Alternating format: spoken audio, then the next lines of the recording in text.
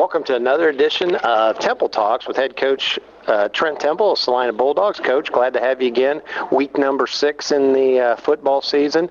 Thanks for showing up again, and second half of the season ready to start. Yeah, I mean, obviously this is, we kind of count this as another season, if you will, to continue on from the first season, or first part of the season, I guess.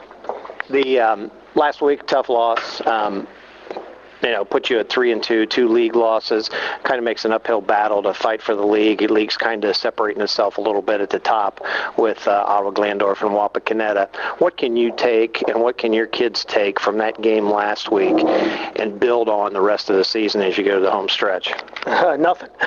That team's a physical team. Obviously they did a lot of good things, and they're a good football team. Obviously we're not there.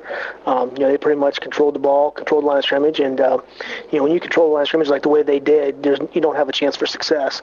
So, obviously, but they're a good football team. Both sides of the line of scrimmage kind of got manhandled a little bit. Did that surprise you as the game evolved and you evaluated the film?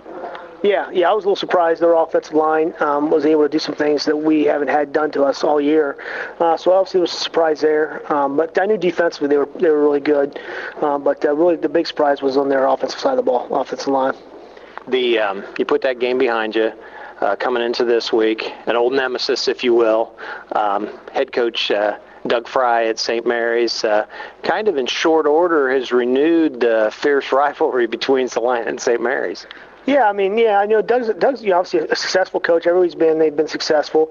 Our kids, have an opportunity our senior class to never lose to Walpock, St. Mary's. I don't know if that's ever been done before.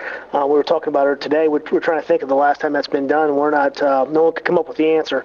So, obviously that's an incentive for our senior class, but there's no doubt that their team's going to come out hungry, all fired up because of the rivalry and those kinds of things. But that lasts about 2 series. Then obviously talent and everything else takes over from that point on. How do you control the emotions, or maybe you don't control the emotions going into the game? Because the first series, second series, last week we saw it on the opening kickoff. We lost the football and kind of the tide changed, in one fell swoop. How do you kind of control and channel the kids' emotions, your kids' emotions going into that start of the game? Well, you just hope you try to get your kids to understand, hey, listen, it's still a football game. Understand it's it's the importance of it. We get all that, but it's still a football game. Keep everything in check and channel that emotion, to being successful. The St. Mary's Rough Riders under Coach Doug Fry, any surprises? There's always a trick or two that he has no matter what he's doing. Anything glaring that's going to be different from what you're used to? No, he's going to run that polecat. He's got a multiple different. We've seen that over the years. So we're obviously prepared for that. So there's nothing new. He's going to run the same stuff he's ran for years. He's going to probably run a fake punt. So we went over all that stuff this week, making sure all of our kids are prepared for it. So we don't have any surprises, anything like that, at least.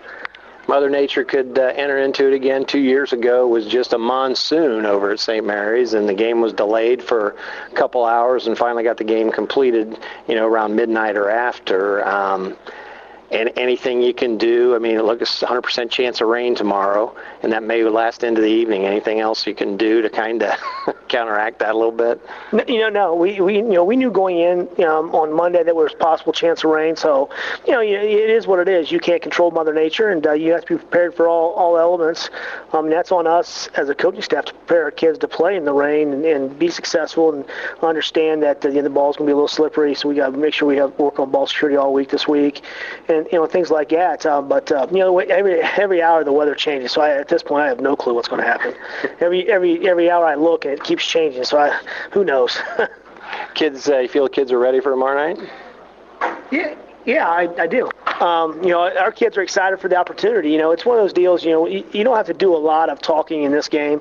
Our kids get excited, obviously, because of the rivalry. So there's not a whole lot of, me talking to the kids. You can see it in their eyes. There's a little bit more pep in their step, I guess you can say, when we go out to practice. We've had a great week of practice. Kids have been excited all week. We just got to carry it, and the key is to translate that to the field. You can go out there and have a great week of practice and all that stuff, but if it doesn't translate, what does it matter? That's what we need to do from our end, obviously, to make sure we translate that on the field. Best of luck against the Riders. All right, hey, thank you. All right, another edition of Temple Talks with head coach Trent Temple of the Celina Bulldogs. Stay tuned for the St. Mary's Celina football game on K94.